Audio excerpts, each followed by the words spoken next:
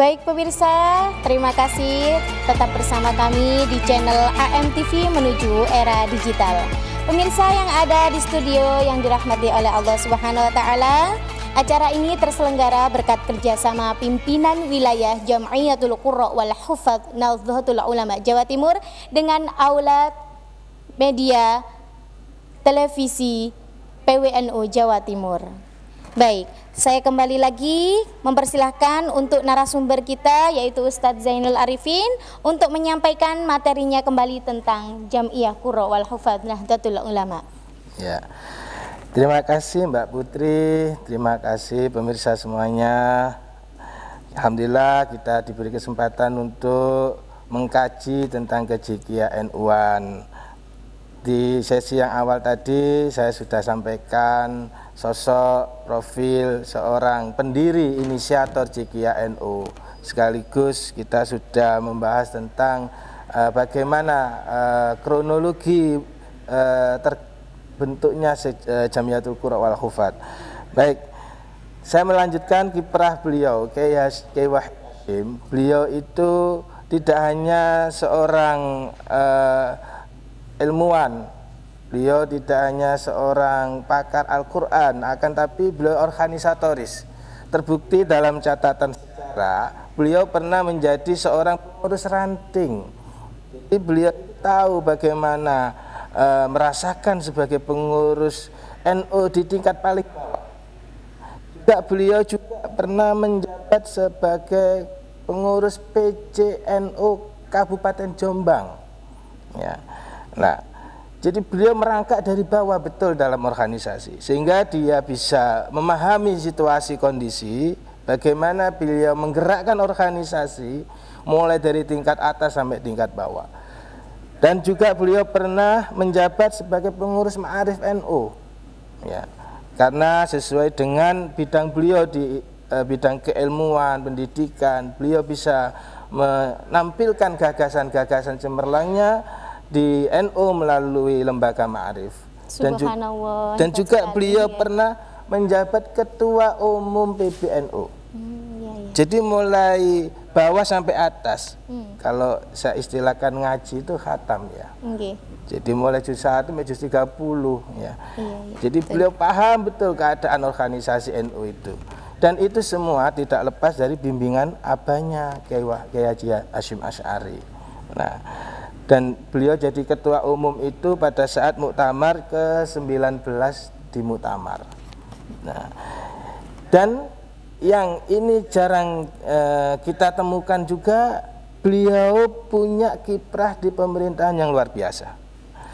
Beliau tahun 1950 ya, beliau pernah dipilih menjadi ketua Biro Politik NU. Jadi dulu itu NU pernah terlibat dalam politik. Beliau juga terlibat. Beliau juga pernah jadi ketua Federasi Politik, yaitu sebuah wadah politik yang berbasis Islam, ya, yang mana di sana ada namanya Majelis Islam A'la Indonesia. Kalau pernah didengar di sejarah itu ada MIAI, ya, ada tahun 1939. Beliau termasuk ketuanya. Subhanallah. Jadi pergerakan beliau tidak sebatas di dalam internal NU, tapi di pemerintahan, di perpolitikan, beliau juga menampilkan kepemimpinannya demi untuk membela, untuk memerdekakan bangsa Indonesia. Pergerakan beliau juga mempelopori berdirinya propaganda Islam. Kalau istilahnya itu para dai-dai, ya. Jadi seorang kader-kader yang punya potensi menyampaikan dakwah, dan mereka juga terampil dan mahir dalam menyampaikan materi-materi dakwanya. Itu beliau akomodir, beliau wadahi menjadi sebuah wadah BPI. Nah, dalam rangka beliau untuk bagaimana memahamkan rakyat Indonesia ini, waktu itu masih belum merdeka, itu punya kepedulian, punya semangat agar Indonesia ini bisa merdeka, bisa menjadi negara yang bebas, tidak terjajah.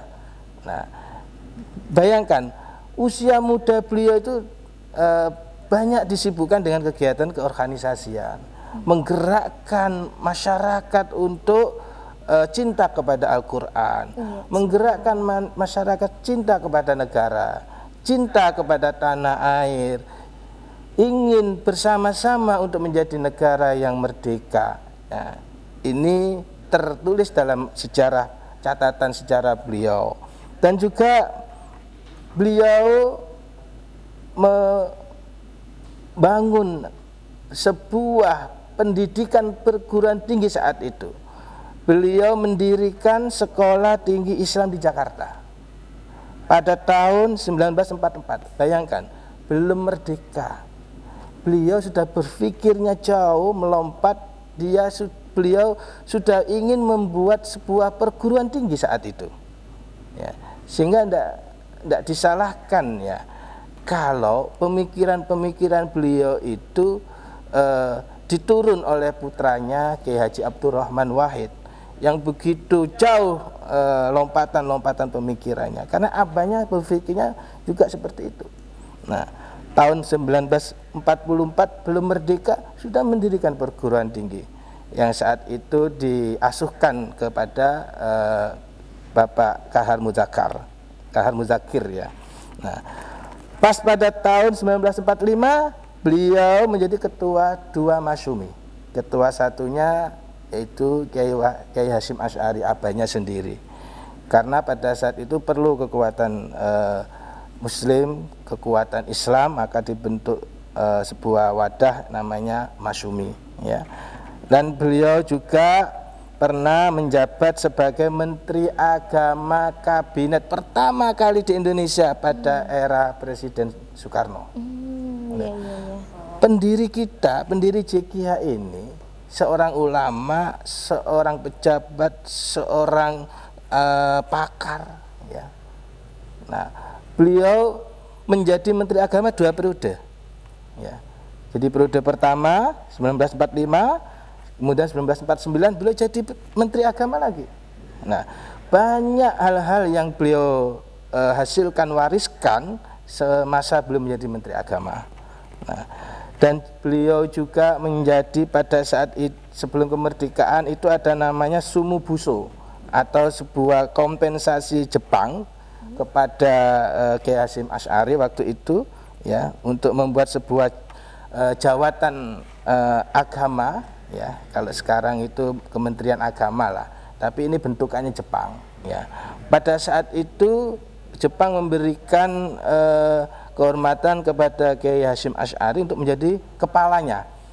Akan tapi karena beliau sudah uzur, waktunya usianya sudah sepuh, maka diwakilkan kepada putranya yaitu Kiai Wahid Hasyim. Jadi Kiai Wahid Hasyim ini masih muda, jabatannya luar biasa, beliau mobilnya juga luar biasa, Jakarta, Surabaya, nggak bisa dibayangkan seperti sekarang ya. Dulu itu perjalanannya begitu luar biasa ya. Mungkin naik kereta api, mungkin bisa naik bis ya. Nah, pesawat pun mungkin jarang-jarang ya. Nah, beliau riwa-riwi kalau bahasa Jawanya dari Jakarta, Surabaya, dalam rangka apa? Untuk ngurusi organisasi, untuk memperjuangkan umat Islam. Dan yang paling kita rasakan yaitu kita meneruskan peninggalan beliau berupa organisasi Jamiatul Qurra wal Hufat Nahdlatul Ulama. Sementara itu Mbak Putri. Baik, terima kasih Ustadz Zainul. Pemirsa AMTV yang ada di studio dan dimanapun Anda berada yang dirahmati oleh Allah, saya akan mempersilahkan kembali memberi kesempatan kepada audien yang ada di studio untuk memberikan pertanyaan. Ya, silahkan Ustadzah yang mau bertanya. Iya, Ya, silakan Ustazah. Assalamualaikum warahmatullahi wabarakatuh. Waalaikumsalam warahmatullahi wabarakatuh. Ustadz, untuk Jamiatul Qurra wal Hufat ini didirikan tahun berapa, Ustadz? Iya, permisi, namanya? Oh, nama saya Iya. Sherly. Oh iya. Terima kasih Ustadz. Assalamualaikum warahmatullahi wabarakatuh. Waalaikumsalam warahmatullahi wabarakatuh. Baik, Ustadz, kali ini Ustazah Sherly bertanya tentang kapan didirikannya Jam'iyatul Qurra wal Hufadz Nahdlatul Ulama? Silahkan. Ya, terima kasih Ustazah Sherly. Memang pertanyaan-pertanyaan ini sekilas itu kayaknya sederhana ya, tapi betul. ini penting banget. Ketua pengurus atau pimpinan Jikiyah itu belum tentu tahu loh ya. Iya. Ya. Nah ini kita semuanya harus tahu bagaimana awal berdirinya Jikiyah sekaligus tanggal berapa ya. Jadi Jikiyah itu didirikan atas inisiatif Kiai Haji Hasyim Wahid, Kiai Haji Wahid Hasyim ya. Beliau seorang hafid ya. Beliau ternyata qori juga. Nah ini jarang diekspos ya. Saya pernah baca bukunya. Beliau seorang hafid, seorang qori, ahli qiraah beliau. Nah, pada tanggal 17 Ramadan ya, tahun 1370 Hijriah ya. Nah, beliau bertepatan mengadakan acara buka bersama ya. Nah, di sana beliau mengundang para qurra ya. Beliau kumpulkan ahli-ahli qiraah. Beliau kumpulkan para hufadz, penghafal Al-Qur'an. Beliau penggerak Al-Qur'an. Beliau undang ke rumah. Ya, di sana muncul gagasan untuk mendirikan wadah besar yang menaungi, yang mengakomodir wadah-wadah yang ada di daerah-daerah, jadikan satu. Nah, muncul istilah namanya Jam'iyatul Qurra wal Hufadz. Nahdlatul Ulamanya belum waktu itu, karena masih independen ya. Iya, betul. Nah, itu belum diresmikan. Jadi salah ketika mengatakan lahirnya Jikiyah itu 17 Ramadan. Itu lahir istilahnya. Ya. Baru kemudian Ramadan, Syawal, Selo, Besar, Sulo, Safar, 5 bulan berikutnya bulan Maulud ya. Pada tanggal 12 Maulud 1371 ya, berarti 1 tahunan ya. Ya, baru ide itu diresmikan menjadi sebuah organisasi ya. Nah, bertepatan tanggal 15 Januari 1951. Nah, inilah yang dikatakan hari lahirnya Jikiyah NU. Mau pakai yang 12 Rabiul Awal atau mau pakai yang 15 Januari silahkan. Yang enak, gampang iling-ilingi 12 Rabiul Awal. Iya. Jadi kalau pas mulutan dipluskan sekalian hari lahir Jikiyah NU ya.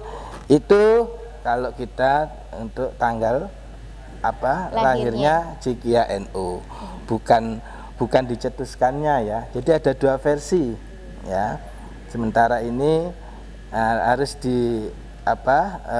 luruskan ya, di mana dicetuskannya, di mana kapan diresmikannya. Ya, sementara itu Mbak Putri. Baik, terima kasih Ustadz Jainul Arifin. Baik, pemirsa AMTV yang dirahmati oleh Allah Subhanahu wa taala, kami menyampaikan terima kasih banyak kepada Ustadz Jainul Arifin, dan perlu diketahui acara ini terselenggara berkat kerjasama pimpinan wilayah Jam'iyatul Qurra wal Hufadz Nahdlatul Ulama Jawa Timur dengan Aula Media Televisi PWNU Jawa Timur. Pemirsa jangan kemana-mana, tentunya tetap bersama kami di channel AMTV menuju era digital setelah jeda berikut ini.